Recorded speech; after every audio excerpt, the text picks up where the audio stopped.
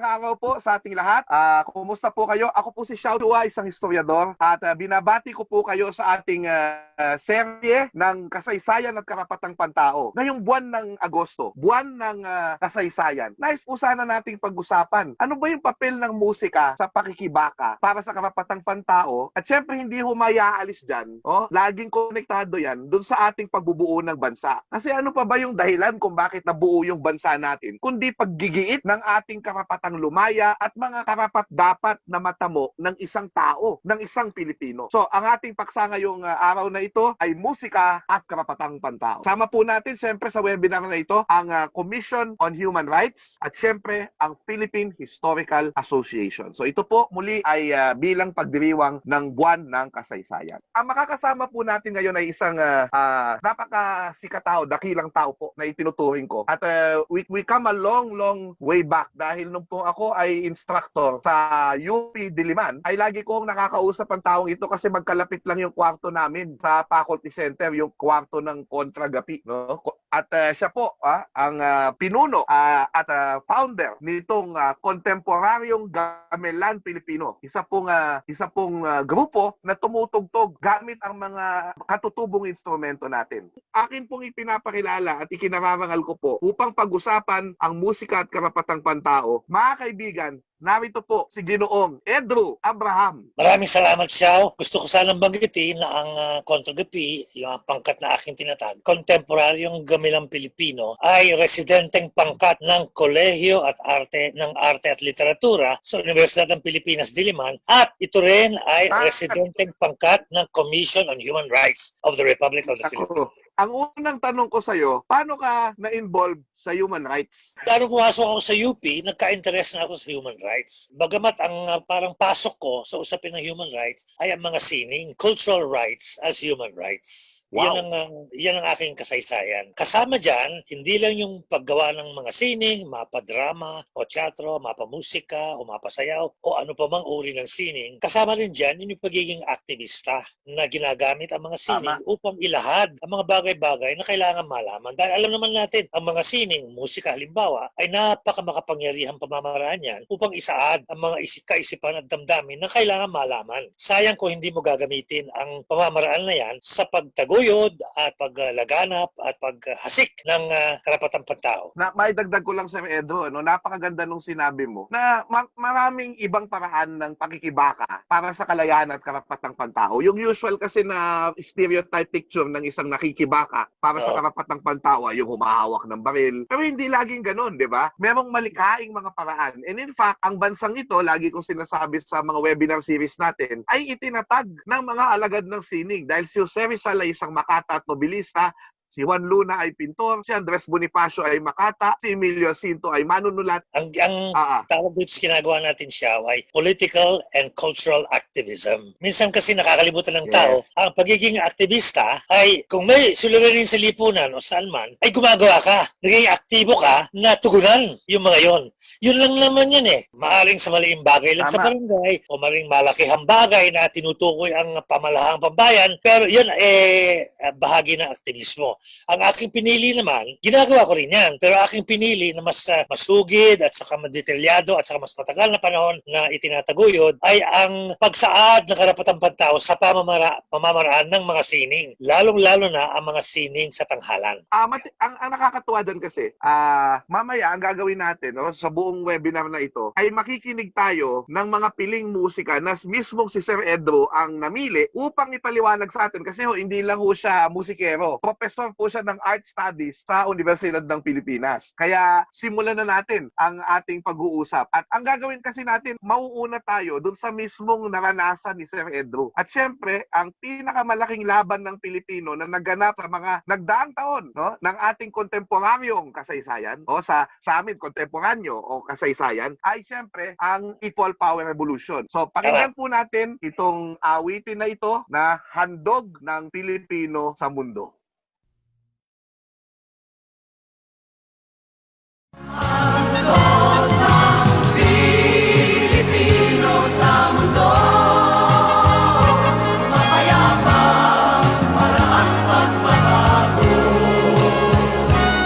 Katotohanan, kalayaan, katarungan.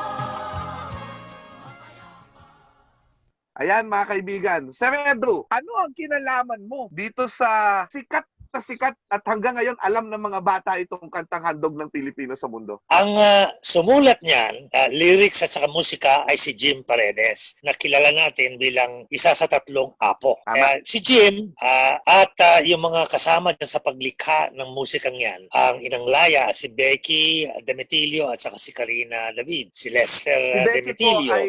Si Becky po ay misis ninyo. Opo. Si Celeste Legaspi. So, ang nangyari niyan, hindi man nangyari yung tinatawag natin People Power Uprising, 25 ng Febrero 1986. Febrero yan. Marso, ginawa na namin ang recording. Dito rin sa may Mandaluyong, sa may audio. So, kailangan mabilis dahil fresh na fresh pa, ika nga.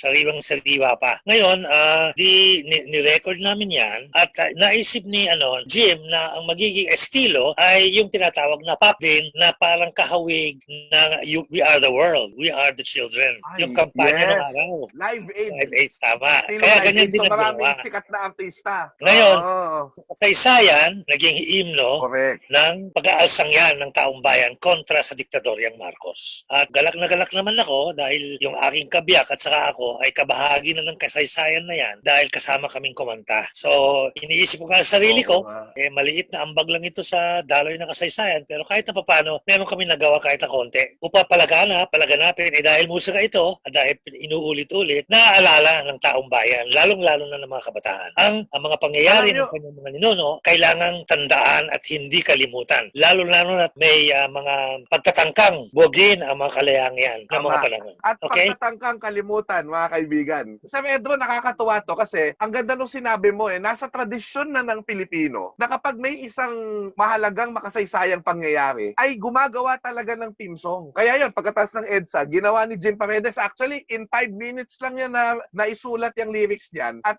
kung i-connect ko to sa karapatang pantao, maganda yung sinasabi dun sa chorus, katotohanan, kalayaan, katarungan ay kayang makamit ng walang dahas. So, isang sining sa paraan. At yun din naman ang tema ng human rights katarungan, correct, kalayaan, karapatang pantao. Napasok na din dyan.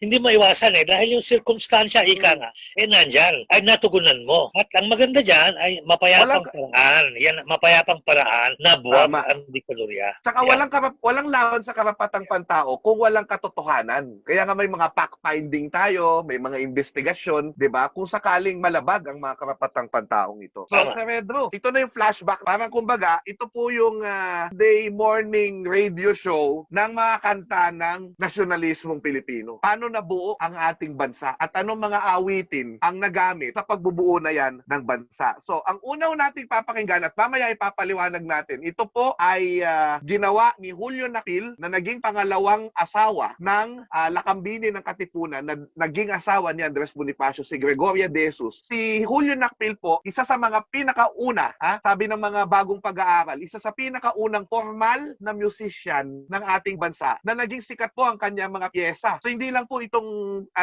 revolutionary songs niya, meron po siyang yung mga iba't ibang mga pieces, yung Memorias de Capiz halimbawa, Recuerdos de Capiz, ay isa sa mga ito. At pakinggan po natin itong sinulat niya para kay Andres Bonifacio na anthem ng Katipunan. Ito po yung marangal na dalit ng Katagalugan.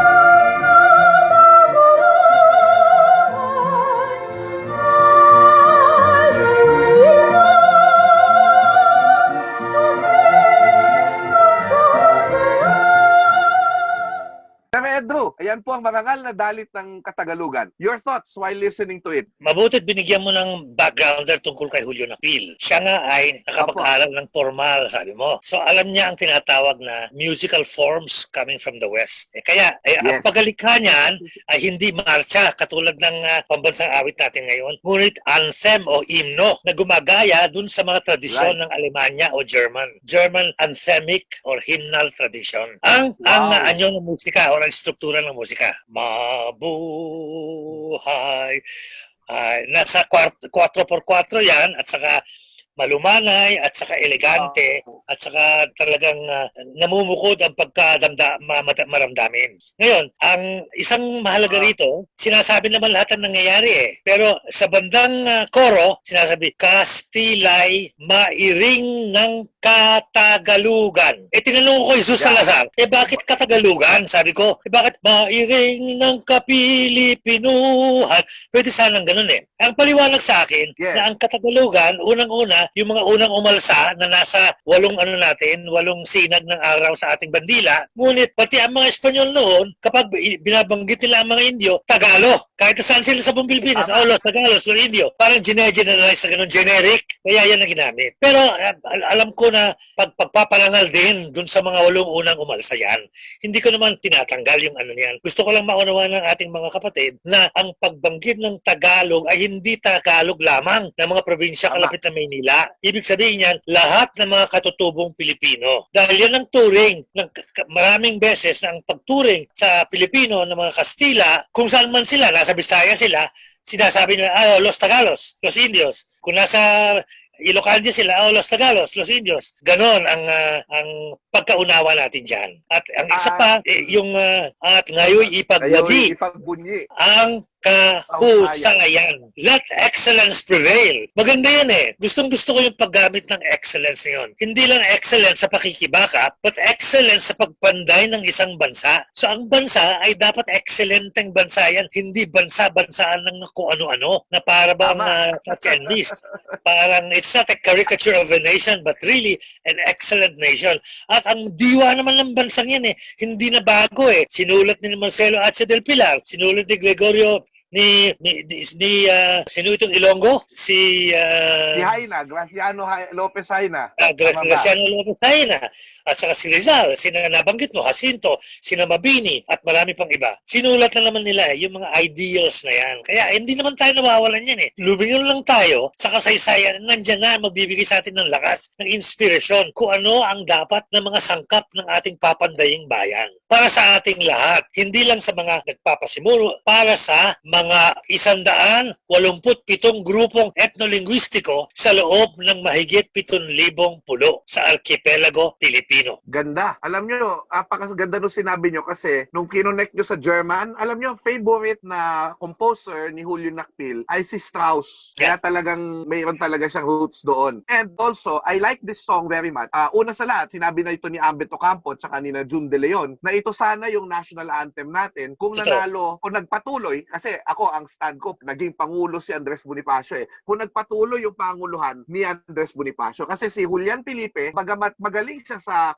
composition, wala siya nung background ni Nakpil sa European classical music. Kaya iba yung pagka-compose. In fact, inamin niya to ni Julian Felipe na ginaya niya yung Marcha Real ng Espanya. At may mga observers tayo kasi di ba tan tan tan tan tan tan tan. Yung first line na yan ay galing sa Marcha Real. Yung second line yung tan tan tan tan tan ay galing daw sa Aida Mart ni Giuseppe Verdi. Although yun, siguro hindi lang yan, pati yung Marseille in Francia. Ganito ha. Sa huli.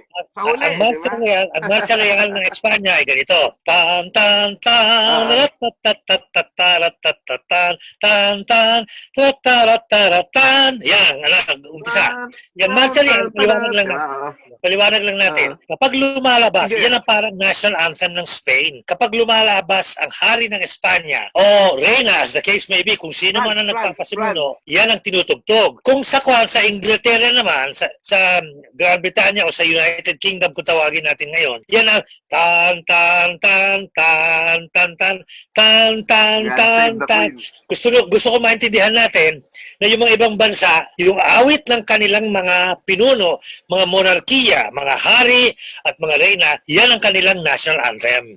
At yan ang ginaya ni Julian Felipe. O ngayon, ito namang Marseillaise ng Francia, Republika yan. Tarat ta ta ta ta ta ta tarat tarat ta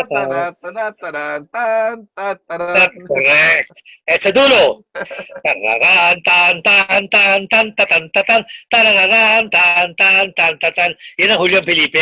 So maliwanag ang influensya. Wala namang masama doon eh. Consistent lang naman yan. Yan culturally consistent. Yung mga ide-ideya ng ating konstitusyon ng 1898 ay galing din naman sa tradisyon ng republikanismo ng Francia at mga iba pang bansa sa Latin America. At yun naman ay naging inspirasyon din sa atin. So hindi tayo magtataka na pati sa musika, meron din mga inspirasyon na ganyan. It's consistent with the liberal democratic tradition that we learned and the other traditions, cultural traditions that we received or we inherited from our Spanish contact or our European contact. Dahil lang pag-aangkin naman ng musika ay ginagawa ng bawat kultura at lalo na ito sinasabi ni na Jun De Leon na kung titignan mo rin, meron ding tradisyon ng moro-moro at sarsuela na nakapaloob sa national anthem ni Julian Felipe. Pero gustong-gusto ko yung balik ako sa Marangal na Dalit sapagkat gustong-gusto ko yan dahil yan yung nagpapatunay na ang Katipunan ay may konsepto ng bansa at hindi lamang ito abanse ng abanse o dahil sugod sila ng sugod para maging bayolente, kundi ito'y ang pundasyon ng pagkabansa at ng paghingi sa karapatang pantao ay puri at kabanalan at kahusayan. Alalahanin natin na si Bonifacio at si Jacinto, na siya ang parang brains of the Katipunan, sila naman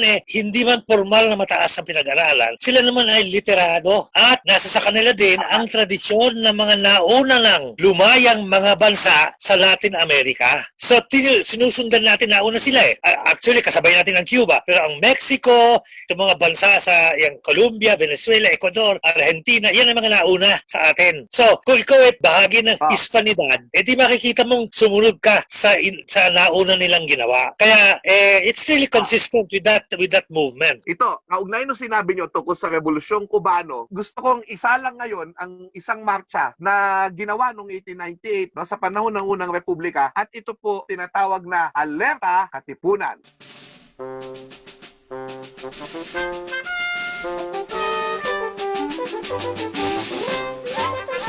Alerta Katipunan sa bundok ang tahanan, doon mararanasan ang hirap ng katawan.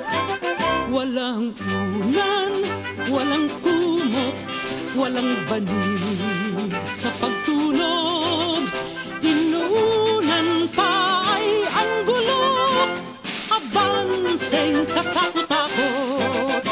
Alerta Katipunan, batin ang kahirapan, pag-ibayuhin ang tapang, kahit mamatay sa laban. Layo natin itaguyod, bayay tubusin at itampok. Hayon at tayo'y makipaghamok, abanseng katakot-takot. Napakinggan natin yung Alerta Katipunan. At may narinig ako sa inyo noon na napakagandang insight tungkol dyan sa marcha na yan. Pwede nating i-share sa ating mga kababayan. Iyang Alerta Katipunan ay yan ang unang-unang marcha ng Katipunan mismo. Hindi maliwanag kung ito ay original na komposisyon ng mga Katipunero o ito naman ay nilapatan namang ng Tagalog na galing sa ibang marcha dahil kaugnay ng revolusyon sa Pilipinas ang revolusyon sa Cuba. Hindi pa maliwanag, kailangan buuin pa natin ang research dito. Ngunit kitang-kita mong kahawig magkahawig ang estilong marsya na naririnig natin dito sa Amerika Latina at saka dito sa Alerta Katipunan. manhi ang arararan, tatarararararan. Payuhin ang tapang kahit mamatay sa laban. Yan, tarararan. Talagang palaban talaga eh. Palaban. At Talagang palaban. ito Sir Edo ang nakakatawa dyan eh. Kung papakinggan mo yung lyrics nito, hindi na, alam mo na miss out ng mga tao na nagpapatawa siya. So nahihirapan na siya eh. Pero nagpapatawa pa rin siya, di ba? Walang unan, walang kumot, walang banig sa pagtulog, inuunan pa ay ang gulok. Biruin mo, inunan yung gulok. He was actually being funny. Pero tulad ng Pinoy, na kahit nahihirapan at nag-struggle, alam niyo, the struggle is real. Napaka, nagpapatawa pa rin at nagkukup pa rin at masayahin pa din, Sir Edro. Ito, yung susunod natin, nakakatuwa ito, sapagkat itong tonong ito, malamang narinig nyo na ito. At mamaya, papaliwanag ni Sir Edro kung bakit. Pero ito pong kantang ito ay, by the way, gusto kong i-credit yung research na ginawa dito ni si Ma'am Tet Maceda at siyempre si ang Ginang Laya, si Becky Demetilio at saka ang namayapang Karina Constantino David. Naku, namayapa na rin pala si Tet. Nag-research nila at yung basis ng research nila tungkol sa mga kanta ng pagkabansang Pilipino ay inirelease mo nila noong sentenaryo ng ating pagkalaya bilang isang bansa noong 1990s. At ito po yung ALAB, Alay sa Laya ng Bayan. At ito pong mga kanta na naririnig ninyo na luma na, sila po ang kumakanta nito, si ang Ginang Laya, si Becky at si Karina. At ang makikita ninyo ngayon, ang mapapakinggan nyo ngayon ay isang sipi mula doon na nakuha na research nila, isang lumang kanta na ang pangalan ay Sa Dalampasigan.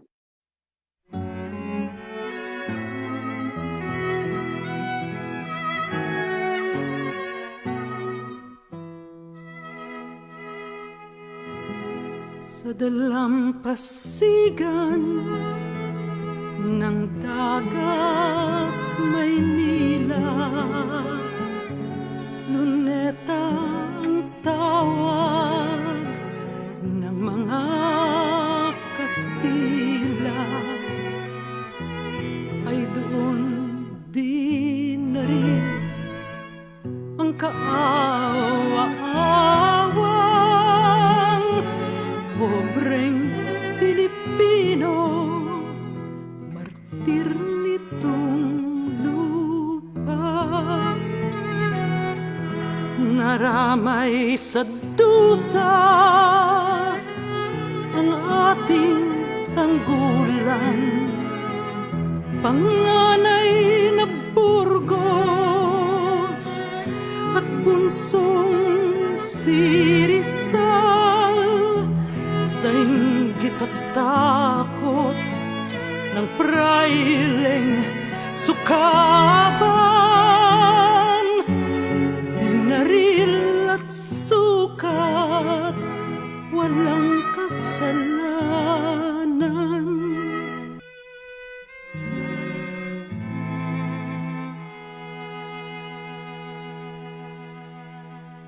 Ayan, Sir Edro, sa Dalampasigan, anong masasabi ninyo sa forma ng awit na ito? Ang sa dalampasigan ay isang kundiman. Ang kundiman ay isang forma ng musika na hawa o adapted, ika nga, sa kante populare ng Italia na naririnig sa mga opera. Mabagal, nasa 3 kumpas, at saka, hindi ba, para maintindihan natin mabuti. Halimbawa, tarararararararan, tararararararan. Sa mga arya, palagi natin naririnig yung mga ganyan. Ngayon, kung devotional ika nga, yung marubdob na damdamin, malalim, mapa ito tungkol sa bayan o tungkol sa minamahal, ay yan ang ginagamit na forma. Dahil talaga hagod ika nga, hagod sa damdamin. Ngayon, itong kundiman na ito ay tumutukoy sa nangyari kay Rizal sa Luneta. Kinikwento, mababanggit nga sa pangalawang stanza yata, kung di ako nagkakamali, na ang panganay ni si Burgos, ang bunso si Rizal. Ang tinutukoy dito, ang tinutukoy ito, yung 3 martir, si Gomez, Burgos at Zamora, pati na rin yung 13 Martires ng Cavite. At pinakabunso dyan, the latest executed, ika nga, 1892 ba? Ang execution ni Rizal? 1896. Sorry. 1896, December 30. 18 na 26 pala. 18 na 26 pala. Ay, ayan pagkapaslang kay Rizal sa Luneta. So, ikinikwento yan. Eh, siyempre, marubdob yan sa damdamin. Ikinikwento mo kung paano naging martir yung isang taong walang kasalanan. Ang kasalanan niya ay nagmamahal sa Pilipinas. Yan ang kwento ng sa Dalampasigan. Pero kung sa pamagat, hindi mo akalain. Ang ganda. This is really a ballad. Dala. A ballad is a narrative eh. A ballad Yes. is a narrative. Yung isang kwento, isang kanta na nagkukwento. Sa makatuwid, hindi lang yung damdamin, ngunit yung mga pangyayari. Magkakadugtong-dugtong na mga pangyayari. Yan ang awiting yan. Ang mga kundiman ay malulungkot sapagkat may teorya na ang salitang kundiman ay nagmula sa salitang kung hindi man. Maaring ganon, maaring ganon. Yeah. Nakakatuwa, no? At ayan, meron pa rin formang Italiano opera kasi dito nakakatuwa. Akala nyo hindi nag-o-opera yung mga Pilipino. Pero sa Pandakan, Sandamakmak, ang dami nag-o-opera doon sa Pandakan nung panahon ng Kastila. Kaya Hindi lang sila Dislao Bonus. Maraming grupong Europeo ang napapadaan sa Manila. Galing. I mean, opera and operatic, operetta and opera companies na napapadaan sa Manila. So naririnig yan. At talagang kinagigiliwan din naman ng mga tao dahil nga, kaya meron tayong tinatawag na folk kundiman. Siguro ang pinakatanyag na folk kundiman yung doon po sa amin, bayan ng San Roque. Yan, folk kundiman yan. Para mabigyan natin ng kundiman. Halos magkakatunog yan eh. Halos magkakatunog eh. Hindi naman. Ang mas mahalaga, yung temperamento, yung sentido o sentimiento ay magkakahawig. Hindi sa tunog, pero magkakahawig. Ang mood ay magkakahawig. Halimbawa, ito, makabayang awiting ito, Dalampasigan. Ganun din naman yung bayan ko eh. Ni Constancio de Guzman at saka ni Jose Corazon de Jesus eh. Ang bayan kong Pilipinas, etc. Mamaya.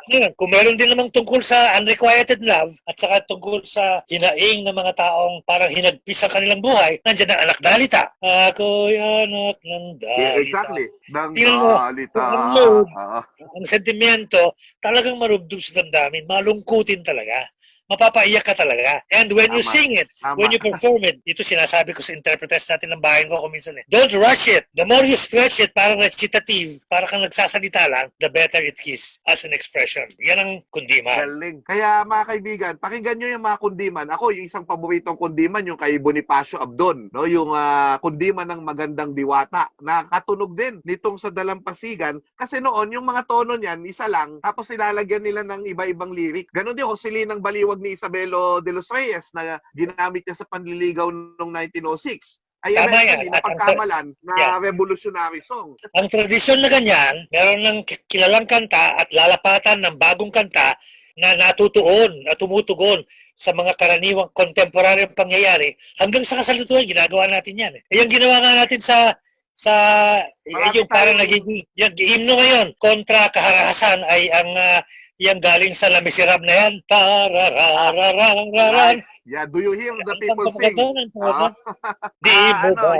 naririnig? So it's consistent with the tradition of making contemporary songs relevant by changing the lyrics in order to address present urgent circumstances. Yun. Imagine, we're just talking about songs of nationhood, but we're also knowing something about ourselves as a people. Si Jaime Veneracion, sinabi niya na noon na ang sigaw sa Balintawak ay hindi lang galit, kundi nagkaroon sila ng kainan, may mga banda musiko. So, pakinggan natin sa diwa na yan, na sumalamin dyan sa diwa na yan, ang isang awit na tinatawag na Mula Nang Mauso ang Damit ng Kundiman.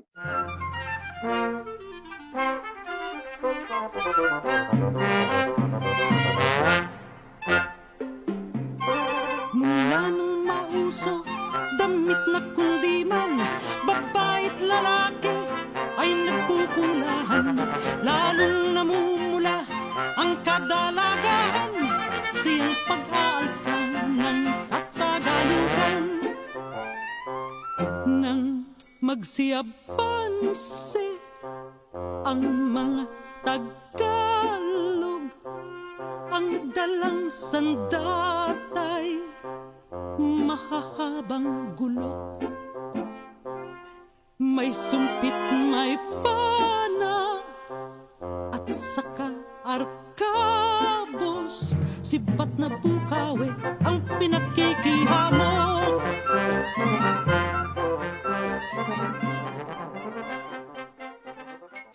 O, Sir Edru, yan na, mula nang mauso ang damit ng kundiman. Pero hindi kundiman ito.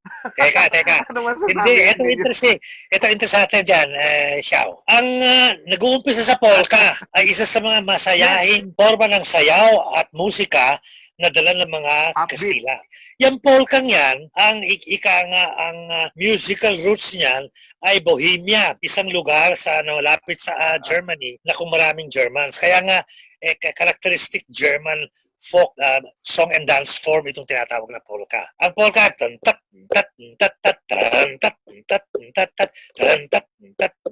yan. Ngayon, sa bandang gitna, shift. May shift sa bandang gitna. Ang shift niyan ay ang dansa o harana. Dansa. Tan, tan, tan, tan, tan, tan, tan. And then, balik uli. So, actually, dalawang forma ng musika na pinagdugtong, pinagmedley, ika nga. At yung dansa naman, Parang may... yung ang original na tawag dyan sa Espanya ng dansa na, tawag natin yung dansa dansa Filipina. O kung minsan tinatawag na harana, dahil maraming sa mga piyesang harana, ganun nga. Bam, pam, pam, pam, pam. O ilaw, pam, pam, pam, pam. Ay, ang tawag dyan sa Espanya, tango. Tango ang tawag dyan sa Espanya. Tango. Nung dumating sa New World, ika nga, sa Habana, naging paborito din yan. Kaya tinawag na habanera. So ngayon naman sa Edru, ito sigurado ako, pamilyar to sa marami sa mga Pilipino itong susunod na kanta. Ang kinalulungkot ko lang, yung mga estudyante ko minsan, hindi na alam ang lyric at hindi na ito nakakanta. Kaya ipalaganap natin ulit ito. So ang susunod na kanta natin, syempre, ito po ay sinulat ang music ni Constancio de Guzman at lyrics ni Jose Corazon de Jesus. Pero apparently, ayon sa bagong research, ito palang lyrics na ito ay sinalin lamang ni Jose Corazon de Jesus sa isang tula mula sa isang komposisyon na ginawa ni General Jose Alejandrino. At tandaan natin, At ang original daw, Espanyol. Opo, Spanish. Espanyol, At Spanish. nakita natin yun. Nakita natin yung Pilipinas, yung title ng tula, at yung diwa ay pareho dun sa kay Jose Corazon de Jesus. Yan, bago niyong natutunan yan sa atin dito sa webinar na ito. Ang pangalan po ng awitin ay Bayan Ko.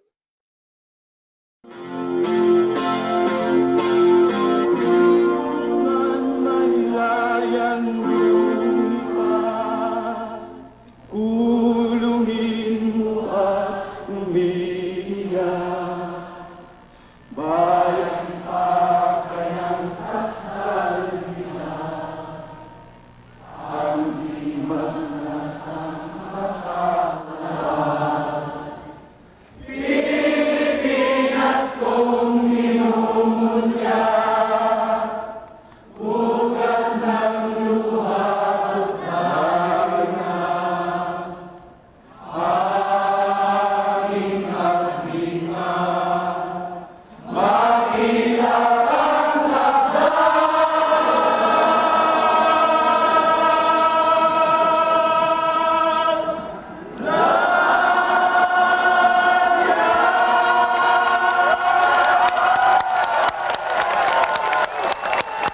So sir, Bayan Ko, ito'y panahon na ng mga Amerikano at 1927. Yes, kinanta rin to ni Atang de la Rama, kaya din sumikat. At hanggang ngayon, kinakanta natin hanggang EDSA Revolution. Your thoughts about this song? Yung 1927 ang composition na yan. So sa makatuwid, nandyan na mga Amerikano, tuloy-tuloy pa rin yung mga adhikain na lumalabas sa mga sarswela, sa mga kasulatan, at sa mga awit. Talagang kalayaan, kalayaan, kalayaan, Pilipinas, Pilipinas, Pilipinas. Paulit-ulit yan. Hindi nawawala yan. Kahit na sa panahon ng mga Amerikano. At natatandaan natin sa kasaysayan, John's Law, 1916. Dahil nga sa pagnanais sa mga Pilipino, nangako ang mga Amerikano na kung handa na raw tayo, saka tayo bibigyan ng kalayaan. To their credit, the only imperial power to promise independence to their colony. Kung sa bagay, hindi naman natin sila inimbitahan dito in the first place. Kaya silang dumuting.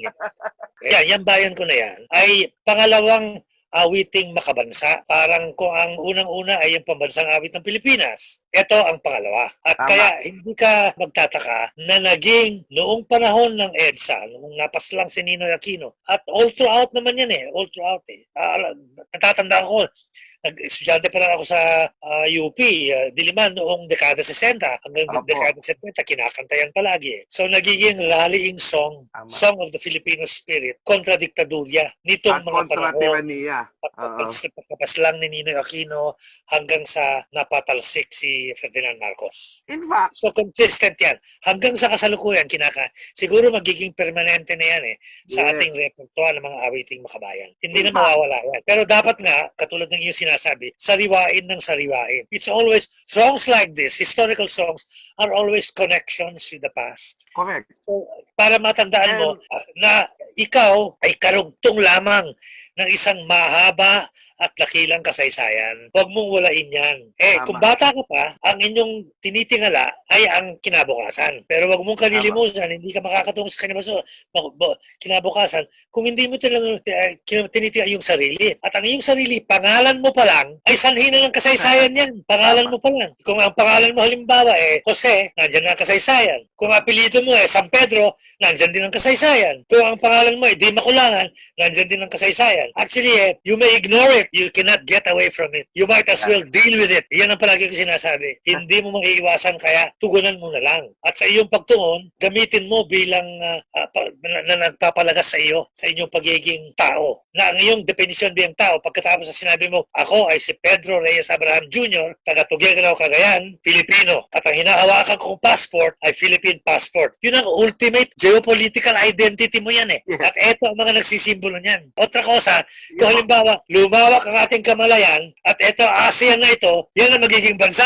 Katulad ng EU sa Europe. Ganyan yan Ganyan ang parang paglaki at pag-angat-angat ang mga bansa. Pero sa yugtong ito ng kasaysayan, ang ating ultimate na international identity, geopolitical identity ay Filipino. Tama. At Nabanggit ko lang siya, nabanggit ko yan dahil naging proseso din yan ng pagka-makabayan natin Ang mga politiko, palagi nilang hinahati-hati tayo. O kayong Ilocano, kayong mga Bicol, ganun. Palagi ngayon. At sinasabi ko na noong mga panahon ni Rizal, huminto ang kanilang pagtingin sa kanilang sarili bilang Tagalog o Ilonggo o Kapampangan o Ilocano at ang kanilang pananaw ay lumaki.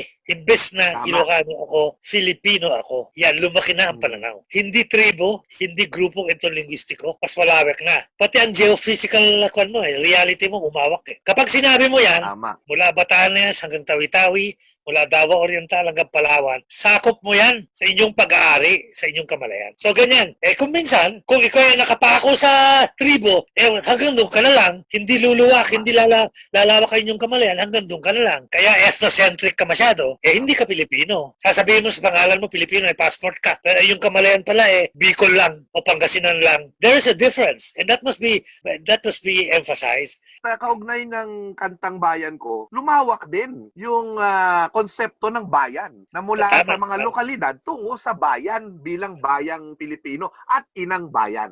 At madagdag ko lang, Sir Edro, na itong kantang ito, kasi yung magkaisa at saka yung handog ng Pilipino sa mundo, yan ay mga post-EDSA songs to celebrate EDSA. Ang talagang EDSA song ay ang bayan ko.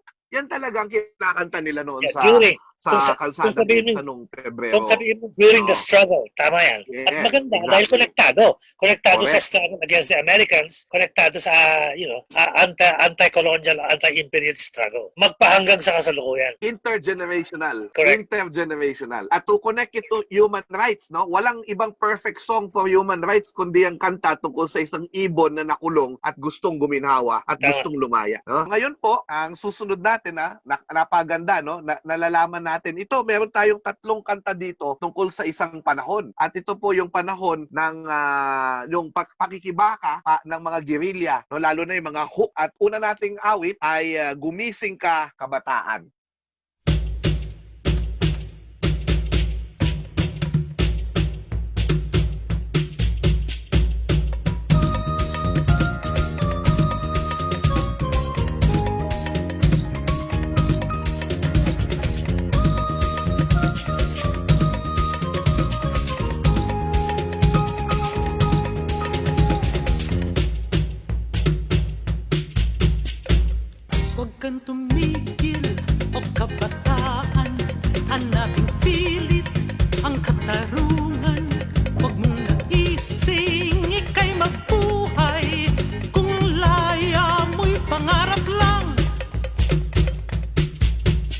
Sa paghanap, gawing patnubay ang iyong puso sa kagitingan, iyong asahan sa kinabukasan.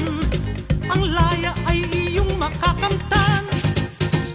Gumising ka o kabataan, pag-asa nitong bayan. Panahon ng imulak ang pikit mong isipan.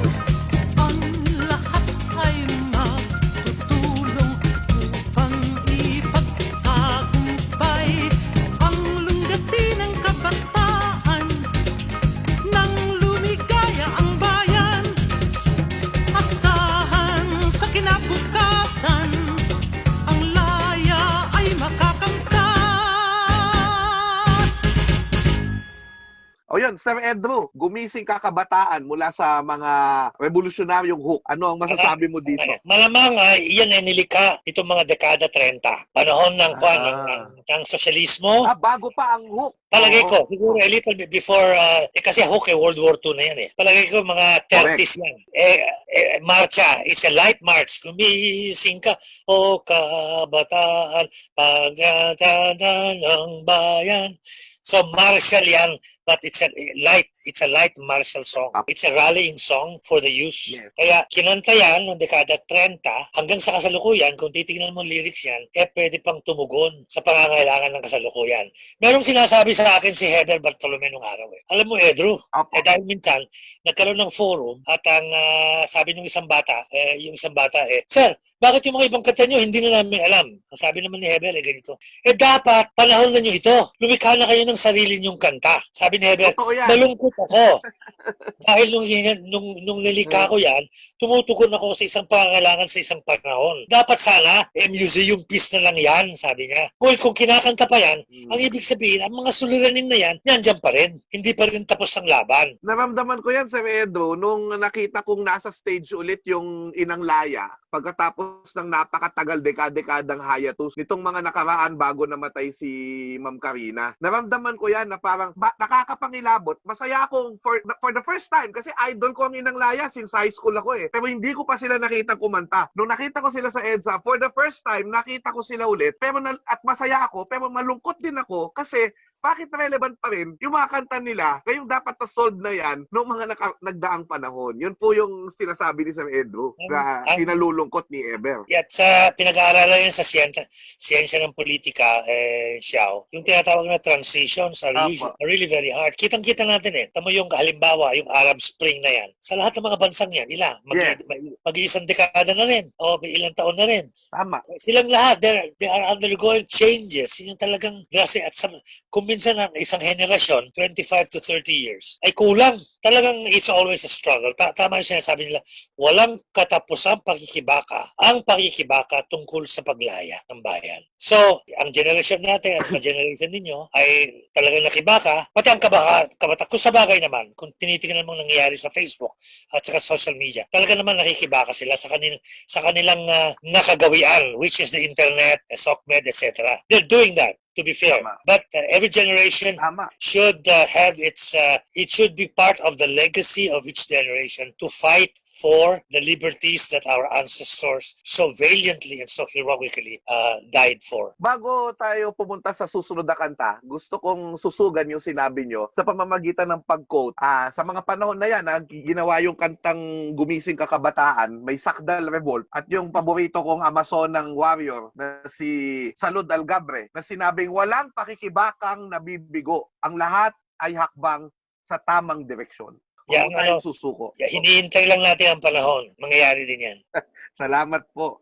Ito naman. Ito guerrilla din ito. Awit na tinatawag na Sulong Guerrilla. Sulong tayo, guerrilla, para ilang ligredaran. O wangit at masinggan, bayan ang mundo, bukid na parahan. Tabahin, pagsusas, kapalis na tulisan, wangit na bilang pagod. Tukong buwang hirapan ko, ang sulong namin sa mulo, walang balik, walang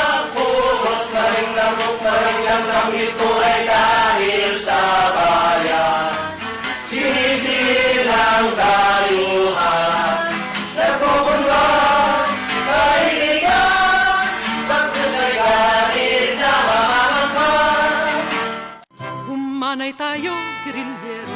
Nariyan na sa kinahapon, ihanda ang pamulesa upang sila'y ating mailigpit. Hayang pumasok sa ating bitag, saputin sila hanggang mawasak. Paputukan, sabay-sabay. Burum bum bum pak pak pak pak. Ganyan ang buhay namin, hukbalahap sa paglaban. Hindi magtitigil hanggang paglaya'y makamtan. Nais namin ay lumaya itong bayang aba. Bayan ay liligaya kung mapalayas ang asista.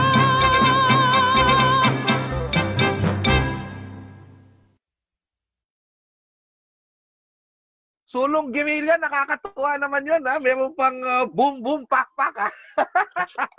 Oo nga. Ano masasabi niyo dyan? Yung pinagmulan niyan, interesting. Ganito yan, ha? Kung natatandaan natin sa Apo. kasaysayan, itong mga dekada 30, ang naglalaban sa politika, sa partido nasyonalista ay may tinatawag na unipersonalista at saka Apo. yan ang si Quezon. At saka yung Quezon. isa, yung isa naman namumuno si Osmeña, kung di ako nagkakamali. Osmeña. Unipersonalista Magkalaban yung isa. yan, Ay, popularista yata yung isa. Opo. Itong kantang ito, kinumission ni na Osmeña, ng Pagkati Osmeña, kay Francisco Bencamino na parang party branch march. Kolektivista pala. Marcha Kolektivista. kolektivista. Kolektivista, yes. Marcha kolektivista, yes. Personalista at kolektivista. Opo. O ngayon, naging popular. Nilapatan uli ng musika at tungkol sa guerrilla in World War II. Ganun lang naman ang nangyari. Pero ito, masayahing marcha ito at saka mahusay ang pagkagawa. At saka, Tama. 3-part march pa nga ito eh. Bihira yun. Karamihan ng marcha kasi 2 parts lang. Ito 3 parts pa. Correct. Kaya, pambihira dahil nga makasaysayang march na ito at saka sa pagkaporma ay 3 bahagi at ang 3 bahagi na yan ay nagpapakita na bilang isang forma ng musika ay lumalapad din, lumalawak ang paggamit ng marcha bilang awiting makabayan. Alam nyo, Sir Edu, hindi basta-basta gumagaya ang Pilipino. Pag may gusto siyang i-appropriate, talagang yung magagandang tono yung kanyang kinukuha. Ano? Isang halimbawa dyan na hindi natin patutugtugin, no? Yung ginawa, kasi ganito yan napilitan yung ama ni June De Leon na si pangalan nitong national artist. Felipe Si Padilla De de Leon. Felipe Padilla de Leon, napilitan siya na gumawa ng kanta nung kunin siya ng Japanese government dito sa Pilipinas na gumawa ng awit at ito nga yung Tindig Aking Inang Bayan, no? Lahi dito sa silangan, iwaksi natin ang nakaraan. And then eventually, dahil kahit na kanta na pro-Japanese, yung mga hook rebels, dahil nagandahan, ay ginawa nilang kanta Inangkin. na para laban sa Hapon. Inangkin. Inangkin din nila. A kind of political appropriation. Song as political Correct. appropriation. Tama yan. Ang galing nun Bakit mo hindi gagawin kung naaangkop? Pero masasabi ko sa awitin yan, kung titignan natin, bahagi na rin ng kasaysayan, pero as the march, it is really a better song than the national anthem, itong kay Felipe Padilla de Leon. Kung sa bagay, aral naman talaga itong si nag-aaral sa Conservatory of Music itong si Felipe Padilla de Leon. Oo. Kaya siyempre, Saka masarap kantahin. inheritor of the European Western musical traditions, kaya talagang maganda. Well, sabi nga nila, if it's an anthem, it is from De Leon. And a lot of people are mistakenly saying before na si Felipe De Leon ang gumawa ng national anthem. Anyway, itong next song natin, ito yung huli dun sa ating mga guerrilla songs na i-feature. Natutunan na natin kung ano yung dansa Pilipina. Ito, dansa din ito at parang kundiman din, so hindi siya masyadong masaya at malungkot talaga tungkol ito sa pangungulila. Ang awitin pong susunod ay Ang Guerrilla Kong Orasyon. Buhay naming mga gerilya, hirap pagod ang laging nadarama, ay lalo na't kung may magulang pa.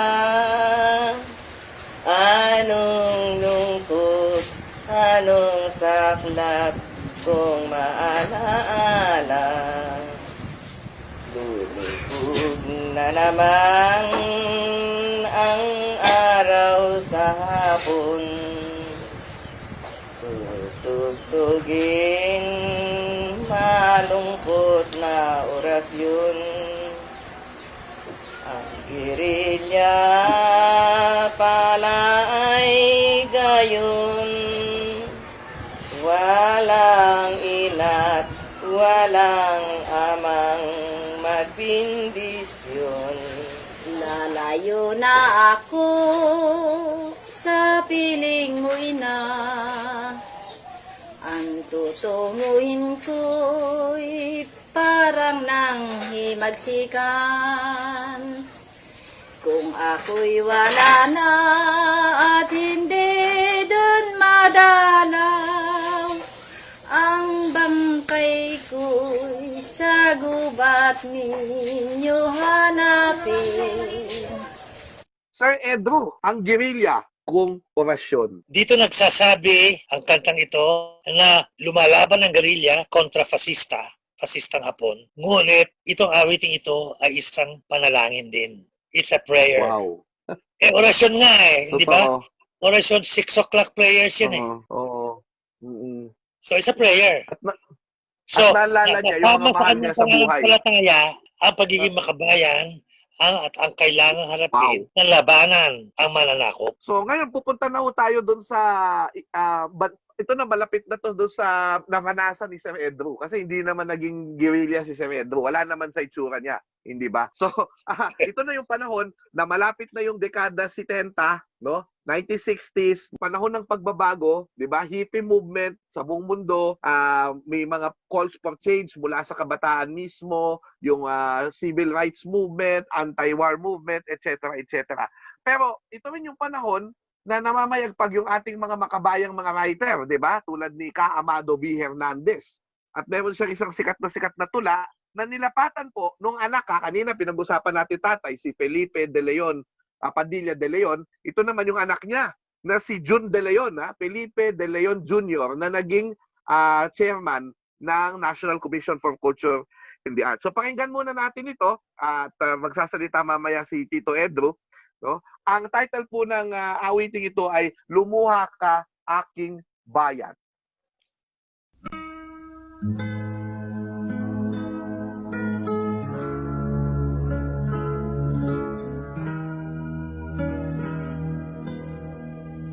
Lumuha ka kung sa puso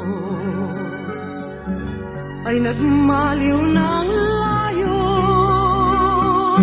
Kung ang bulkan sa dibdib mo ay hindi na umungol, kung wala nang maglalamay sa gabi ng pagbabangon, lumuha ka ng lumuha, ang layang mo ay nakaburo. May araw din ang luha mo'y masasayid, matutuyo. May araw din tinaluha, sa mata mo'y mamumukto. Ang dadaloy kundi apoy, at apoy na kulay dugo. Samantalang ang dugo mo ay aserong kumukulo.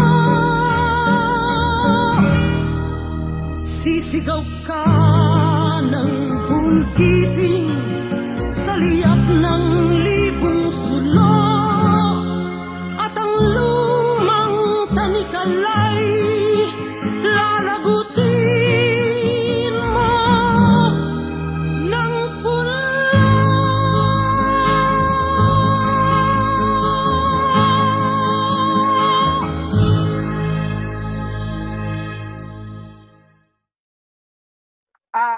Sir Edro, ang approximation nyo sa napakinggan nating kanta, this is late 1960s, ano po? Correct. Kinompose na ni Jean yan Nilapitan siya ng mga aktivista, kinompose ni June. Ang original form yan, Kundiman. Pero Opo. itong version ng Inang Laya, nag-uumpisa sa nag-uumpisa siya sa dansa. Dansa, shift to Kundiman. Nag-uumpisa sa dansa. Yan ang parang innovation, arrangement. Alam ko yan dahil ako nag-suggest dyan sa Inang Laya na medyo baguhin ng konti. Anyway, ang formal na pamagat niyan, ay kung tuyo ang luha mo, aking bayan. Correct. Kung tuyo na, Yes, yan yung tula. Kung yan tuyo ang na tula. ang luha mo. Yan ang pinanggalingan, okay? Oo. Napaka-makapangyarihan ng tulang yan eh. Halos lahat ng aktivista Ay, ng terrible. 60s and 70s talagang memorize yung tulang yan eh. May panahon na ang iyong luhay masasayid, matutuyo at ang lalabas na ay apoy. Apoy na kulay dugo. At ang lumang tanikalay, lalagutin niya ng punglo. Si Kapepe Joke noon, sinasabi niya, kahit anong talumpati yung ginagawa nyo, iba talaga ang dating sa tao kung inaawit ng Inang Laya itong mga awiting ito. Si Doming Nandicho, nakakilala natin, Professor Emeritus Opo. ng Panitikan. Sabi niya, Pedro, Dakilang makata. sabi niya, Pedro, ito palang mga sinulat namin tula. Kapag nilapatan pala ng musika at tama, times 10 pala ang dating. Yan ang alalahanin mo siya. Ang awit ay pinagsanib na literatura, panitikan, at saka musika. Dalawang sining yan. Makapangyarihan na yan kung ang panitikan ay binabasa o binibigkas lamang. It's powerful enough as it is. Pero kung dadagdagan mo pa ng isa pang sining, na katulad ng musika, nagdodoble, lumalakas pa ang impact, ang emotional impact. Alalahanin mo, lahat ng mga sining, pamamaraan ng komunikasyon yan eh. At dahil komunikasyon, may komunikasyon tungo sa mga bagay na tama o makatao, meron ding komunikasyon tungo sa mga bagay na hindi. Hindi yan neutral. Kaya kailangan piliin mo ang lyrics na inyong kakantahin at natutugma sa panahon at natutugma sa pangangailangan ng panahon na yon. Yan ang dapat hindi natin kalimutan. Sometimes kung iniisip na ang musika ay ganito, iniisip natin ang musika na talaga karapat-dapat. Ang musika na magalang, ang musika na honorable, ang musika na nakakapagtayog ng kamalayan, ang musikang mataas, ang diwa at adhikaan, lahat yan. Pero hindi naman lahat, marami din namang musika na kabaliktaran yan eh. Nung panahon ng diktatorya dito sa Pilipinas, magagandang musika rin. Technically, ang ginamit ng diktadorya. Mabuhay, mabuhay. Mabuhay ang Pilipino. Mahusay din ang pagkagawa. Technically. Ay, siyempre. Ba't ang tumutugon, siyempre, bagong lipunan yan eh. Ay, yung marcha ng bagong lipunan. Ganun din. So kailangan din discerning tayo. Huwag tayo magpapaniwala sa lahat ng uri ng musika dahil nadadala tayo ng musika.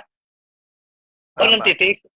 Kailangan angkop at talagang napapag-aralan din, napapakinggan ng husto at tama yung adhikain, diwa at kamalayan at kaisipan ng musika. Dahil ang mga kaaway ng human rights at demokrasya sa lahat ng panahon ng kasaysayan ay alam nating gumagamit at epektibong gumagamit ng sining.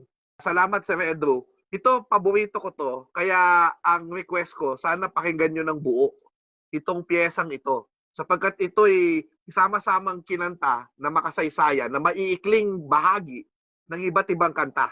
Noong panahon ng 1970s, early 70s, lalo na po doon sa kasagsagan ng pagkilos ng kabataan na tinatawag na First Quarter Storm. So mga kaibigan, ito po ay ang pinagkawing na mga awitin ng FQS o First Quarter Storm.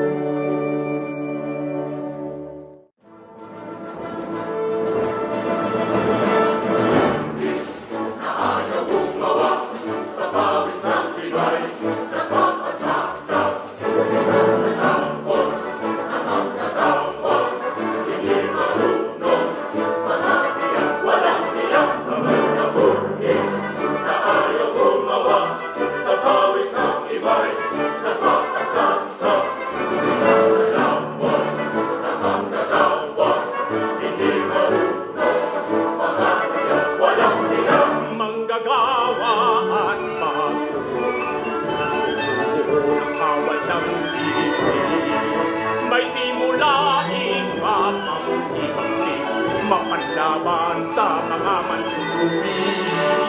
Tanging layon natin ay sa lang ng bayang maniran. Nais natin ihaliwanag isip kung saan nagbubuhan.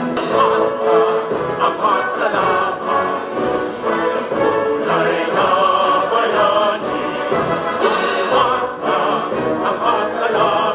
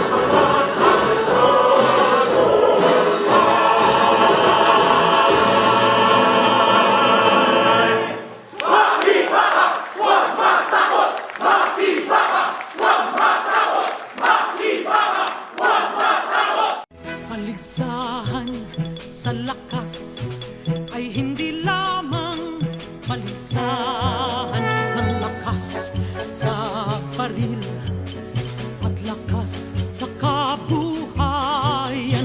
Paligsahan din ito ng lakas sa tao, kapasyahang maguwagi, kapasyahang maguwagi.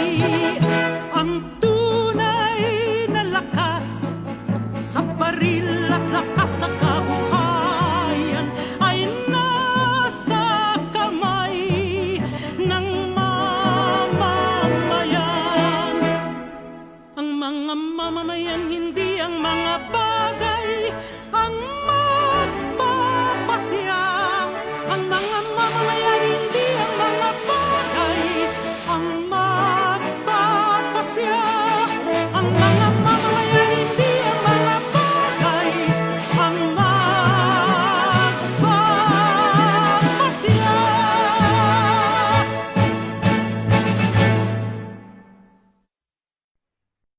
Pinagkawin na awit ng first quarter storm, Sir Edu. Napakaganda nung narinig natin yung pagkakaawit nito. Anong masasabi mo dito sa sa piyesang ito? Yung mga maybe you can talk to me about some of the songs, particular songs in that medley. Nabanggit mo rin kanina siya na itong dekada 60-70, panahon ng para bang youth struggle sa buong mundo. Sa Amerika, halimbawa, kontra Vietnam. Sa Francia, yung The Student Rebellion in 1968, yung tinatawag na kontra sa kanilang henerasyon. You know, merong generational, lahat ng mga kabataan nagko-complain sa mga generation dahil kinakabahan sila sa kanilang kinabukasan dahil sa mga pinaggagawa ng kanilang mga magulang at saka mga natatanda. So, hindi ka magtataka na marami dito sa mga kantang ito ay halimbawa, yung Bandera Rosa galing sa Italia yan.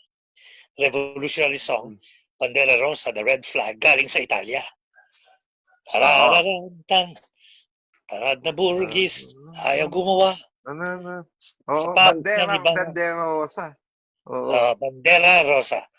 And then meron din mga kataga na galing sa mga popular na kanta noong tinatawag na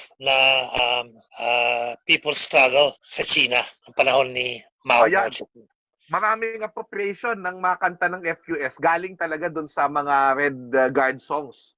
Correct. Mm-mm. So katulad ng mga binanggit na natin, nilalapatan niya ng mga angkop na titik at tumutugon sa mga nangyayari dito sa panahon. Yung isang Yes, sir. kanta dyan na talagang interesante rin ang kasaysayan yung tinatawag, yung Bandera Rosa nga. Oo, Talagang na Burgis na ayaw gumawa sa pawis ng Oo. iba, nagpapasasa, pinapakain Oo. ng manggagawa, hindi marunong mga hiya. Bandilang pula, iwagayway, bandilang pula, iwagayway, bandilang pula, iwagayway, ang mga nagpawis ay mabuhay. Panahon din ng first quarter storm. Kwento mo yung Yellow Bird. Yung Yellow Bird ay kunyan, Jamaican song yan from the Caribbean. Yellow bird up high on banana tree, naging awit aktivista. Pero kung gusto mo awitin natin, na again, in the tradition na nagpapataw ng mga ng lyrics na naangkop sa sitwasyon, yan ko na yan, yung Yellow Bird. Metro ko, may Helmet. helmet at may truncheon. Ranchon. Metro ko, Procom. May tear gas. at At may may Thompson. may pistol at may truncheon. Palo sa ulo, palo sa likod, palo sa harap, palo sa tuhod, palo ng palo.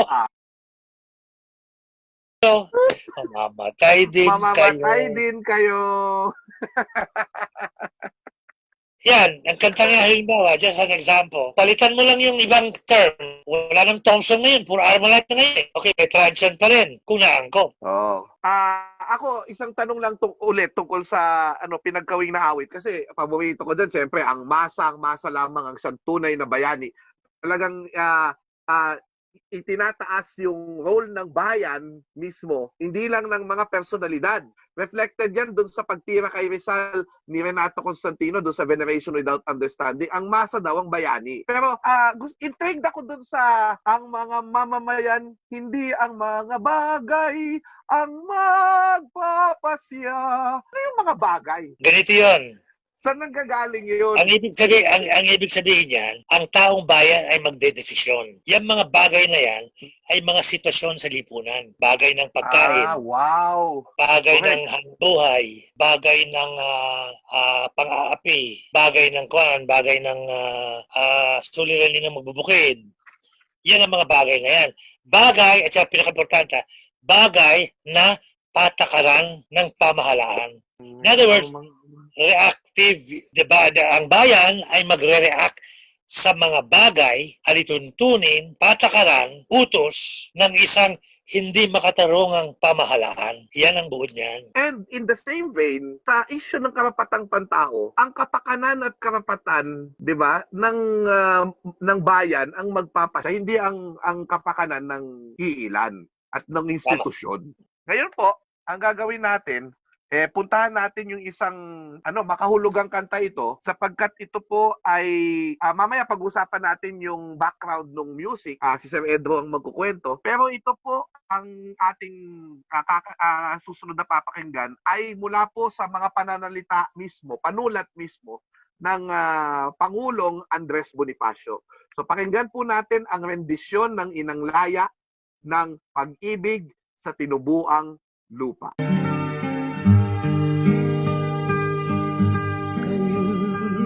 Nalagasan ng bunga't bulaklak, kahoy na ring buhay na nilantat sukat ng balabalakid, makapal na hirap muling nariwat, sabay ay lumiyag,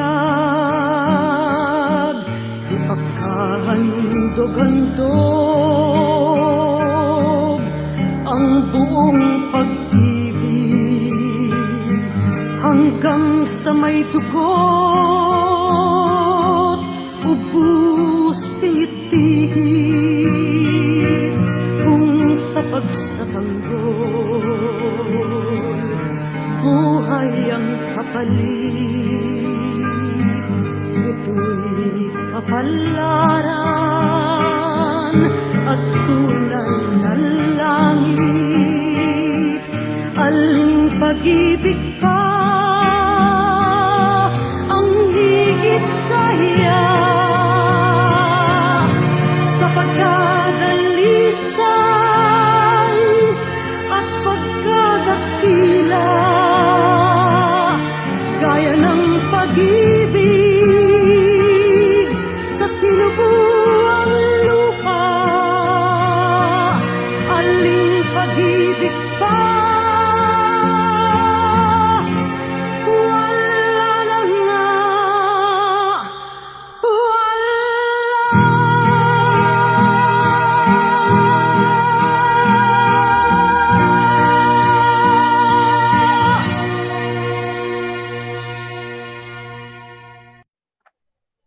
Sir Andrew, Opo. ano ba background natin? Bakit napasok bigla si Bonifacio sa panahon ng martial law?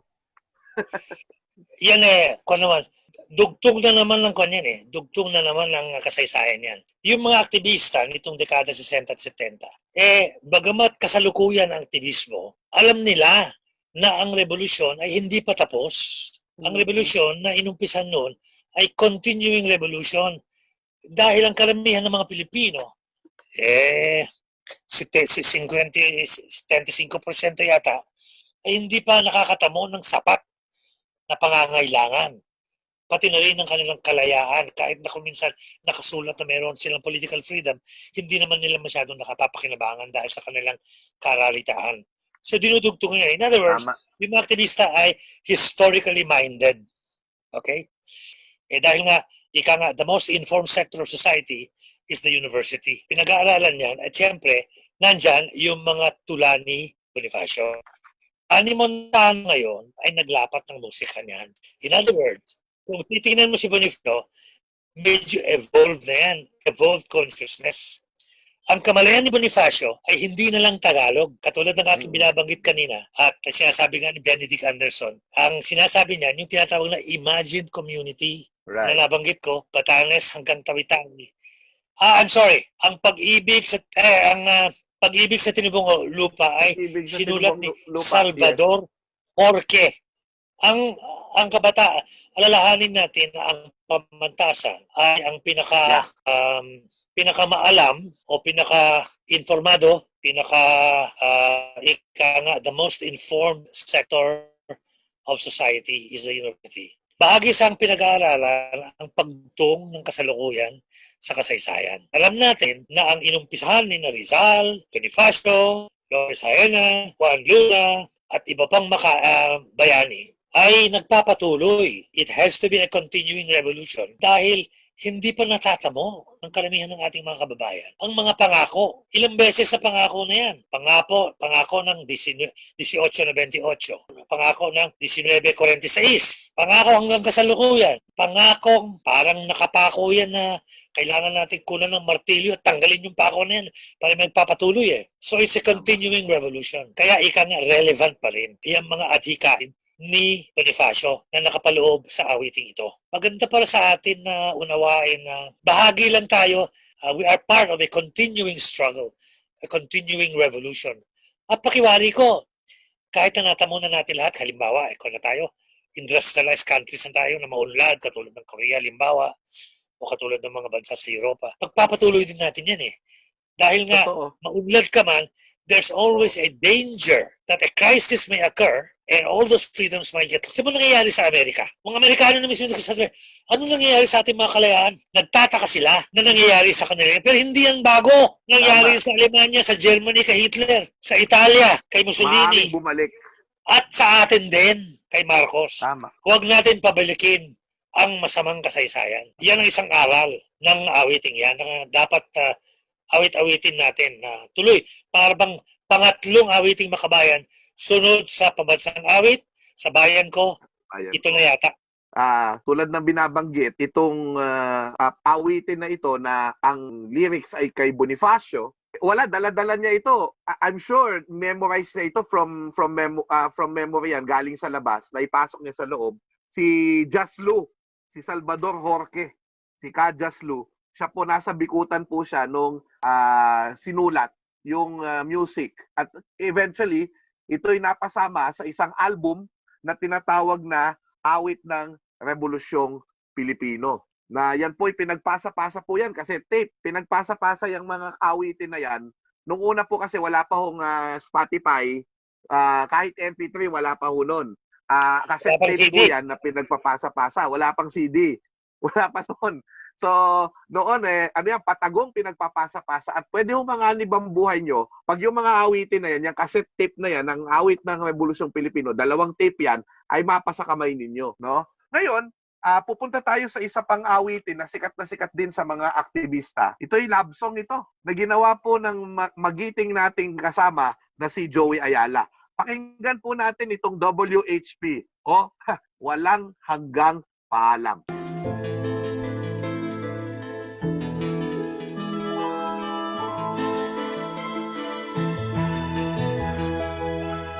Bawat simula ay siya rin katapusan.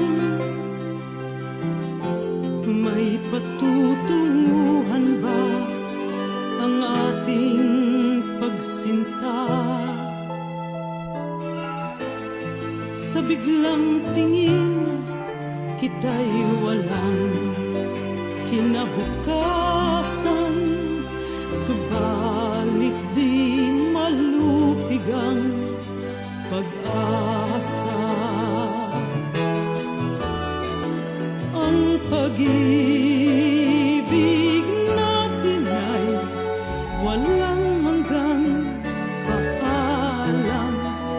At habang magkalayo, papalapit pa rin ang puso. Kahit na magkahiwalay, tayo ay magkasama sa magkabilang dulo ng mundo.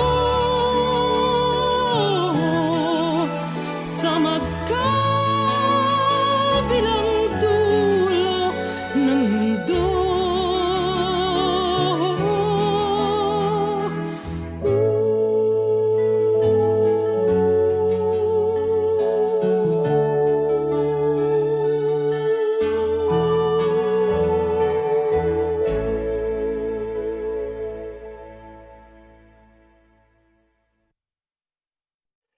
Love song of a generation nga raw yan eh. Walang hanggang pangalan. Grabe. Mangyari, ang kwento nyo, yan ay isang balad na naman, isang kwento na naman. Dalawang silang nagmamahalan. Kung sa pangangailangan ng pakikibaka, nagkakahiwalay sila. Hindi nila alam kung kailan sila magkakatagpo uli. Hindi nga nila alam kung mapapaslang sila sa kanyang paghiwalay. Ngunit, nangangarap sila na magkakatagpo uli. Pagkatapos ng maikling panahon ng pagtatagpo, magpapaalam na naman. Walang hanggang paalam. Kailan kaya mahihinto ang paalam na ito upang ang ating pagkaisa, ang ating pagyakap ay hindi na maghihiwalay. Yan ang unstated motivation kung tawagin. Subtext niyan. Maraming pang kinasal Kinasal sa kilusan. Marami namang kilusan na nangyari Pero may mga kilusan na nangyayari sa mga bundok. May mga kilusan na nangyayari dito sa kalunsuran. At Nagkaka-fall hindi po in love lahat kayo habang kayo activist. Tapos napakaraming pagkakataon kayong nagkahiwalay. Kaya kuminsan, ang inyong pagkakatagpo ay naging saksakan ng tamis tuloy. Na napaka-iksi lang Talagang ganun yung buhay nun At ito, Sir Edro, bagamat wala kang maririnig na karapatang pantao, walang ganun walang ganung mga salita. Pero yung marirealize mo na kung ano ang pinagdadaanan ng marami sa mga nagtanggol ng ating karapatang pantao. Lalo na kung may mga taong nag-ahabol sa kanila na hindi naman sila terorista, pero ang tuturing sa kanila ay terorista. Yun ang medyo masakit na sana hindi na mangyari sa kahit na sino na nakikibaka para sa karapatang pantao. Saka sa usapin naman ng panitikan, kuminsan kasi mas epektibo kung medyo tangential medyo patagilid, patalinghaga. Hindi direct. Hindi direct. Hindi direct. It becomes more powerful. Napipilitan kang mag-isip at kung nag-iisip ka ng malalim, napipilitan kang magdamdam. Yan ang secret. That's one of the secrets of poetry. Yung tinatawag natin figures of speech. Itong mga dinidiscuss natin ngayon. Karamihan dyan ay mga tula, mga talinghaga, mga figures of speech, ika nga. And in other words, you say things without saying it directly. At saka creative resistance. Yan talaga yung gustong-gusto ko, no? Na you can actually say something without saying it, pero mas effective. Kasi pag kinakanta ko yung walang hanggang paalam, tapos kinikwento ko yung konteksto sa mga estudyante ko, naiyak pa din ako. Dalawang kanta na lang tayo, Sir Edo. Post-EDSA, napabagsak na natin ng diktadura, na ibalik ang mga institusyong demokratiko, pero parang may problema. At yung problema ay sisyon. Kaya pakinggan po natin, mga kaibigan, ang syon.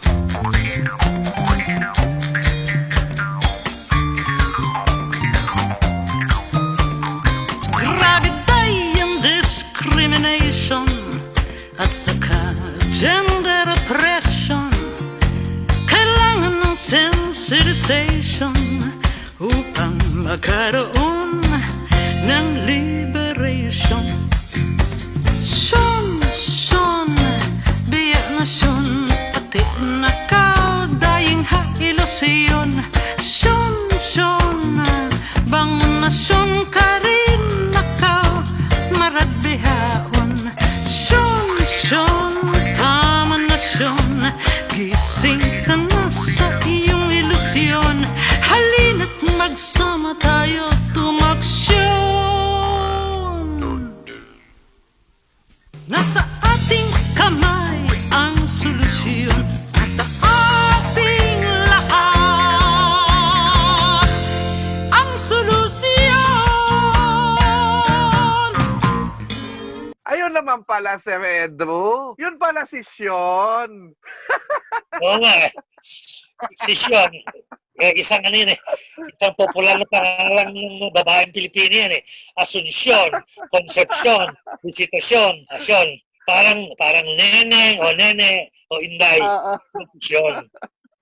Pero maganda yan, si Karina David ang sumulat ng lyrics niyan. Galing. Hanggang sa melody ng isang kanta na isang popular na kanta. Parang, yan. Sean, tama na Sean. Sa makatuwid, maraming Sean na nagsasabi ng mga problema ng bayan. Corruption, inflation sa usapin ng ekonomiya, at addiction sa usapin ng droga, gender oppression sa usapin ng kababaihan, and marami ka pang maisip na Sean. Ang ginagawa ko nga dyan, kapag kinakanta, ay pinapaulit ko sa mga bata, sa mga nakikinig, kung ano yung mga Sean ng mga problema. So, ginagawang parang nakakatawa. Satire ito satirical song ito Correct. Pero huwag mong pagdududahin ang halaga ng kanta dahil nakakatawa. Kasi kung minsan, ang satire, mas maigting ang dating kaysa seryosong kanta. Kaya depende. Yes. Naangkop yan sa estilo at saka sa mood ng mga bata. Hindi ka naman pwedeng kumanta palagi ng nasa rally ka. Pambihira, pagod na pagod ka sa kalalakad kasi sigaw. Puro kundi man nakakatawa. Maiyak ka. Hindi man nanalo ang revolusyon kung puro kundi man lang. So kailangan meron kang mga kanta na nakakatawa rin, mga magaang na nakakatawa. Ganun din. Pati sa pagdaloy ng programa, ganun din. Kailangan patawarin mo ng audience. Paiyakin mo sila kung kailangan, pasigawin mo sila kung kailangan, patawarin mo din sila kung naangko. Para alalahanin mo, yung mga aktivista kung nagrarally yan, kulang ang 2 oras. Maabot ng 6 na oras. Naalala ko, nung nagrally sa US bases, yan tusulog na kanta natin. Correct. Nung rally natin, tanghali pa lang, nasa Bulwagang Bonifacio na sa may post office. Yes. Iwasang Bonifacio. Tapos, nung alas 5 na, alas 6, nagmarsa kami hanggang sa kasalukuyang National Museum na dati Senado, Kongreso, dati yun, Senado. Natapos yung talakayan at kung ano-anong butahan sa loob ng Senado, maghahating gabi na. Naku. Yan ay isang halimbawa kung gaano katagal, maaring tatagal ang isang aksyon na ganyan, isang demonstrasyon. Kaya kailangan, ay alam na alam ko ito dahil Isa ako sa dalawang MC sa makasaysayang yugto. Iniisip ko nga sa aking sarili eh. Isa sa mga makasaysayang ginawa ko bilang MC eh. Bilang Wow. aloy ng programa eh. Yung Oh. yugto na yan. Kasi pinatanggal mo ang ano eh. Natanggal ang US bases eh. Napakalaki. Matinding laban. Matinding laban. Napakahalagang pangyayari sa ating kasaysayan yan. Na sa kauna-unahang pagkakataon nung natanggal na. Wow. After 400 years, more than 400 years. Yes. Binarang permanente na balik ng Visiting Forces Agreement noong panahon ni Joseph Estrada. Kaya pinalitan na Anak. naman namin ang lyrics. Yung lyrics, nanaan ko naman sa VFA. Si Bian Lugbera ang tama. sumulat ng lyrics. Matindi. Yeah. Anyway, yan ang kwento.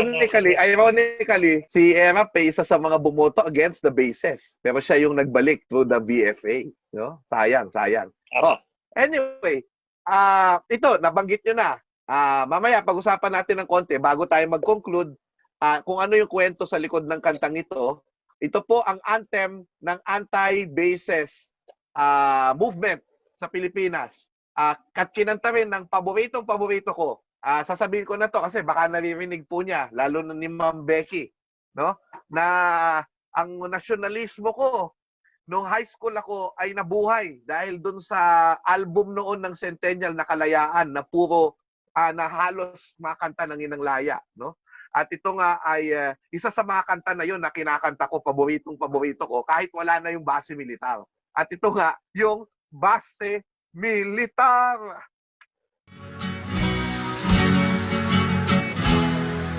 Pampalipas-libog ng mga sundalo, pagbibigay hilig sa kanilang mga bisyo, manikang buhay na nilalaro.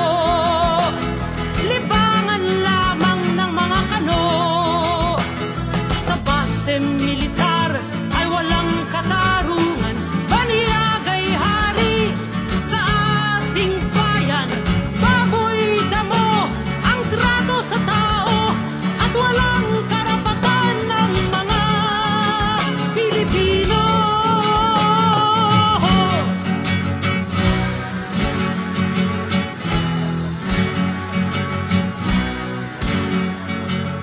Base militar, armas na nuklear, ito'y kahibangan na dapat hadlangan.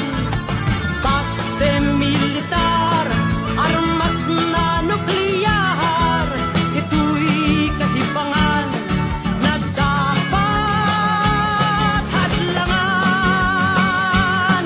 Hadlangan!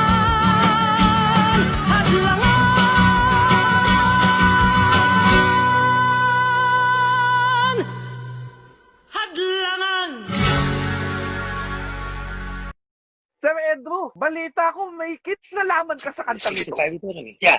Ay, pumunta bahay minsan. Kalagitnaan marahil ito ng 1985, 1986. 85. Yeah.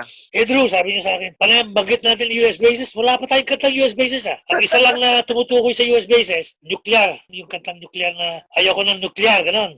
Nababanggit ang but hindi particular na US bases song.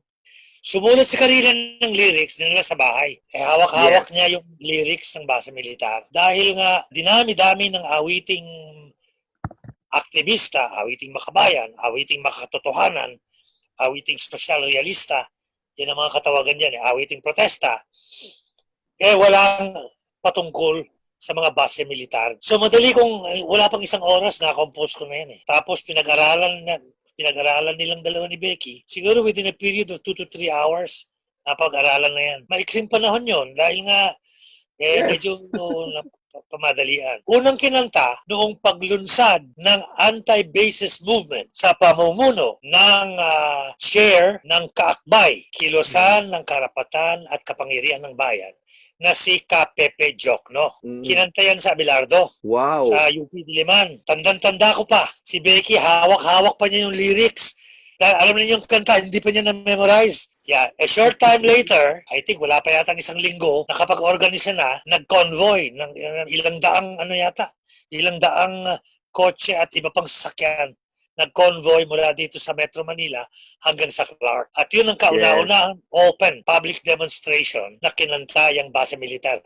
Doon mismo sa Doon sa base pintuan, sa gate, sa trangkahan ng base militar. So that was a historic Galing. moment for the song. And then, so naging ano na nga, naging masasabi nating himno ng kilusang kontra sa base militar. At katulad ng aking nabit kanina, di ko nakuha, ay dahil na parang balik na naman ng mga Amerikano sa peace agreement itong huling ng dekada 90 dahil sa panahon ni Era Estrada, naging Visiting Forces Agreement. Nagpalit ang lyrics ng kontra. Nice. Pinalitan ni Bien Lumbera. Bien Lumbera. Yes. Bien Lumbera. Tama. Ayun. Napaka-komprehensibo. Ako, pag tinuturo ko yung kontemporanyo na panghihimasok ng dayuhan sa ating bayan, yan yung pinaparinig kong kanta sa mga estudyante ko, yung base militar. Kasi comprehensive eh. Lahat ng issue patungkol sa base, pati yung women, no, yung prostitution, 'di ba? Na ano yan, laban sa karapatan ng ating mga kababaihan, 'di ba? Yung pampalipas libog ng mga sundalo, pagbibigay hilig sa kanilang mga bisyo, manikang buhay na nilalaro, libangan lamang ng mga kano. Grabe, napaka-graphic at napaka-instructive sa isang bata yung mga awitin na ito. Lalo na yung awitin ng Inang Laya. Yan ang Diba? kapangyarihan ng tula. Xiao. Ang kapangyarihan ng tula. Yes. Ang isang kahiwagaan ng tula ay siksik na siksik sa laman, bagamat maiksi. Parang kang kumakain ng ng food for the gods eh. Napakasarap na pagkain kahit na maliit lang.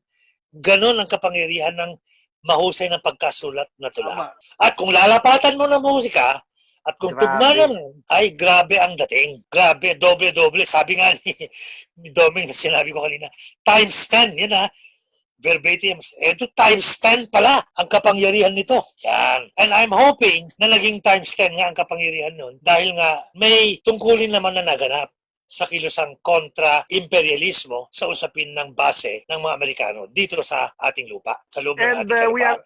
nagtatapos tayo sa ating retrospective na ito in a very positive note na kapag ka ikaw ay gumawa ka ng creative na mga pakikibaka, no, creative resistance, creative campaigns, no, na ginagamit ang sining at musika, no, na naipapalaganap ang issue, maaaring dalhin ito sa tagumpay dahil nagtagumpay nga eventually itong anti-US bases noong panahon na ito. I want to end kasi nakaka-depress ang Philippine history, pero nagbalik tanaw tayo and we made Sir Edrus participation in this history.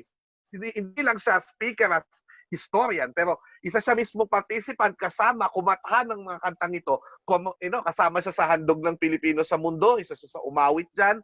At yung pagtatapos din natin doon sa base militar na kanyang ginawa yung musika, ay nakita natin ang isang komprehensibong tanaw at iba't ibang gamit at iba't ibang pagpapakahulugan, hindi lang sa pagtatayo ng bansa, kundi sa kung paano ba ikinuwento ng ating mga ninuno, ng ating mga bayani, ang pakikibaka para sa karapatang pantao, na hindi lamang gumagamit ng dahas, kundi mas mabuti pa't gumagamit ng sining at ng kapangyarihan ng pagiging malikhain ng mga Pilipino. Sir Edu, ano ang final thoughts mo para sa ating mga kababayan na nakikinig ngayon? Sabi nga ni Kapepe Jokno, wala nang mas matayog na hangarin kung hindi ang hangarin ng karapatang pantao. Dahil dyan napapaloob na ang pangangailangan ng tao, ang sinasabi nating definition ng tao, ang kabuuan ng tao, at ang adhikain ng tao, at ang diwa ng pamayanan ng tao. Karapatang pantao lahat yan. Nothing is more worthwhile. There is no higher mission or vision for any human being for himself than the right to be a human being, the right to be yourself. At kung yan ang hangad mo para sa iyong sarili, hindi maaring hindi mo rin hahangarin yan para sa inyong kapwa. Tama.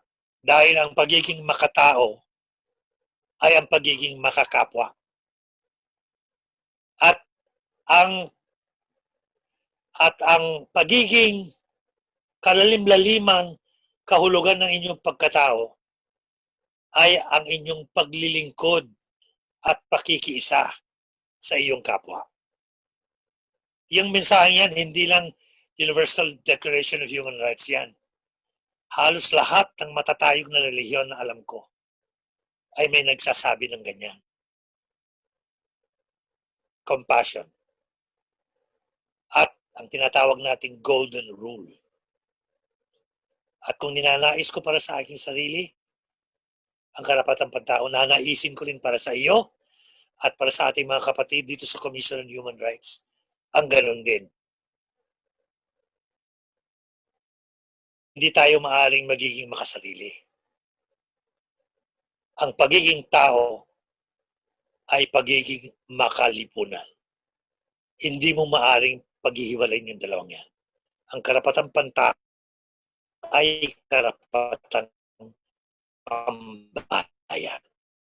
Ang karapatang pantao ay karapatang pambayan. Wow. Salamat, Sir Edro. Pero hindi pa tayo natatapos dyan kasi ang target audience natin ay ang mga kabataan ng ating kasama dito mula sa Commission on Human Rights. Tinatawagan ko po si Binibining Resalyn Ilagan at kasama natin siya ngayon para sa kanyang reaksyon sa lahat ng pinag-usapan natin, Sir Edro, para malaman natin kung tayo ba'y nagets ng ating mga kabataan. Reza. Maraming salamat po. Una sa lahat, naging napakamakabuluhan ng talakayan tungkol sa mga musikang ginamit at patuloy na ginagamit sa pakikipaglaban sa karapatang pantao. Isa ito sa mga naging epektibong pamamaraan ng mga nakaraang henerasyon at ng mga kabataan ngayon para patuloy na mamulat at magmulat.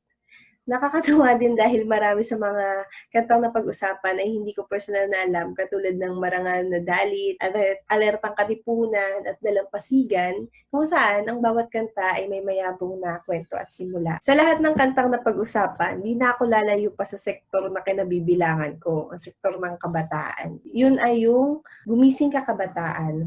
Napakaganda ng mensahe ng kanta na naghihimok sa bawat isang kabataan na gumalaw kung saan ang bisyon sa huli ay makamtan yung laya. Napapanahon ito lalo na't marami tayong social issues na kinakaharap at kailangan yung engagement ng kabataang Pilipino dahil malaking bahagdan tayo ng populasyon ng Pilipinas para magpalawak ng impormasyon at inisyatibo para sa mga kolektibong pag-aksyon sa mga kasalukuyang suliranin. Magandang pagkakataon din yung webinar na ito, lalo na sa mga Pilipinong musikero at kompositor na pagnilayan yung mga kasalukuyan nilang sinusulat o ginagawang musika upang maging inspirasyon nila yung mga musika noon para makagawa sila ng mga bagong musika na may kaakibat na motibasyon para na rin palakasin ang loob ng mga Pilipino lalo na sa panahon ng pandemic ngayon. Maganda din itong reference para sa mga nagtuturo sa akademya na ipakilala yung human rights sa malikhaing pamamaraan. Sabi nga ni Professor Edru, ito ay panitikan at sining at malaki yung tsansa na yung impact nito ay mas tumagos sa bawat isa. Ngunit maganda ding reminder sa lahat na sa paggamit ng musika, magandang may bitbit ito na tamang konteksto, may diwang pangkaayusan at pangkapayapaan, at hindi maling impormasyon at pagkabuwag-buwag pa ang maging resulta ng musikang ginagawa. Nakakatuwa lang na binaybay natin yung nakaraan gamit yung mga revolusyonaryong musika. At ako, bilang kabataan, magandang pundasyon at hugot yun para mag-reflect at naipagpatuloy yung mga sinimula ng mga nakaraang henerasyon na maging active agents of change tayo sa malikhaing pamamaraan. At ito ay yung paggamit ng musika.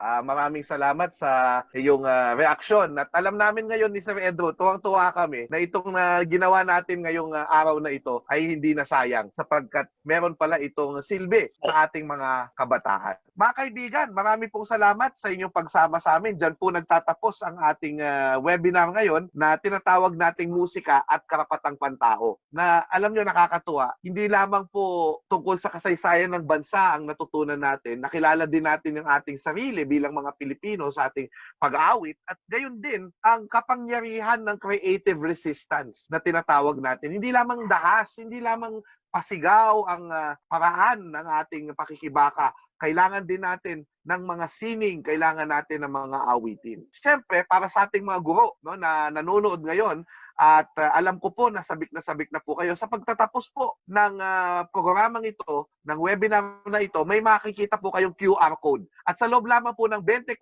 oras matapos ang webinar na ito, yun lang ang panahon para makuha ninyo ang inyong sertipiko gamit itong QR code na ito. Napaka high-tech po natin, ano? So sana po naging kapakipakinabang sa inyo at tayong mga guro ng kasaysayan, sana po gamitin po natin ang musika, gamitin po natin ang sining. Hindi lamang po para magkwento ng kasaysayan, kundi upang magturo ng karapatang pantao. So nais kong muling ulitin ang sinabi ni kasamang Edro Abraham na nagkwento sa atin ngayong araw na ito, na ang karapatang pantao ay karapatang pambayan. Muli po, ako po si Xiao Chua. Marami pong salamat at mabuhay tayong lahat.